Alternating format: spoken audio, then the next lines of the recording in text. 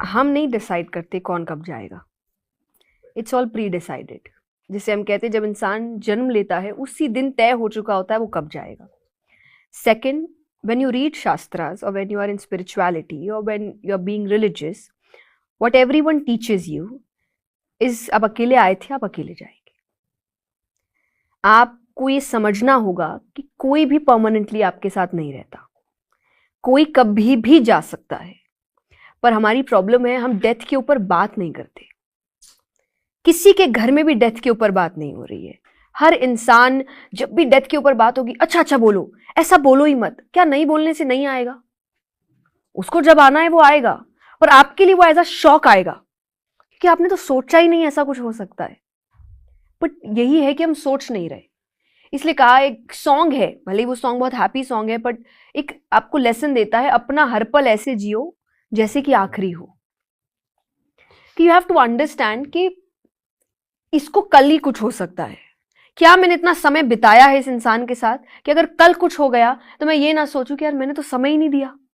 ये स्पेशली मैं यूथ के लिए कहती हूँ कि आज जब हम करियर के पीछे भाग रहे होते हैं, हम रिलेशनशिप्स के पीछे भाग रहे होते हैं, हम भूल जाते हैं कि आप जवान हो रहे हैं। आई नो आपके माँ बाप बूढ़े हो रहे हैं, उनका टाइम खत्म होता जा रहा है और अभी उनको बहुत जरूरत है आपके प्यार की। लेकिन उस वक्त हमको लग रहा है पूरी तो जिंदगी पड़ी है, पूरी तो जिंदगी पड़ी। अरे अगले पल नहीं पता आपको क्या हो जाएगा, किसी की जिंदगी का कुछ नहीं पता। So you have to give that time, but you have to understand कि ये आएगा, किसी के साथ भी आएगा, आपके साथ भी आ सकता है। आज मान लीजिए आपके पेरेंट्स बहुत बूढ़े हैं और उनका पूरा सहारा आप है, कल को आपको कुछ हो जाए तो फिर वो कहेंगे अरे हम कैसे, तो उनको भी ये चीज समझनी पड़ेगी, इसको भी कुछ हो सकता है। तब हमारा क्या होगा, तब हम कैसे रहेंगे। बुद्धा की एक स्टोरी है कि किसी के घर में कोई डेथ हुई और जिनकी हुई उनका जो बच्चा है वो उनके पास रोते हुआ आया कि मैंने बहुत आपको माना है, मैंने बहुत, आप बस एक काम कर दो मेरा, उनको वापस ले आओ। मैं हर बात मानूंगा आपकी, मैं हर चीज आपके हिसाब से करूंगा, मैं पूरी लाइफ आपको दे दूंगा, आप बस उनको वापस ले आओ। उन्होंने कहा मैं ले आऊंगा, मुझे बस एक मुट्ठी चावल चाहिए। बोला बहुत ईजी है। मैं तो कहीं से, बोले नहीं पूरी बात सुनो, चावल उस घर से चाहिए जिस घर में आज तक कोई मरा नहीं है। वो बोला ऐसा तो कोई नहीं है। तो बोले फिर हर घर में ये हो रहा है, हर घर में कोई ना कोई खो रहा है किसी को, पर हम अपने आप को संभाल क्यों नहीं पा रहे? क्योंकि हम इसके बारे में सोच नहीं रहे।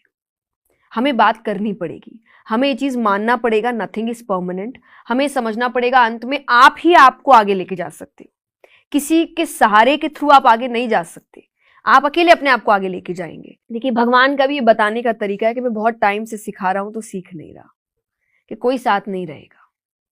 तो चाहे वो ये तरीकों के थ्रू होता है, आपके रिलेशनशिप टूट जाते, ये तरीके हैं कि आपके साथ कोई नहीं रहेगा, आप अकेले रहेंगे।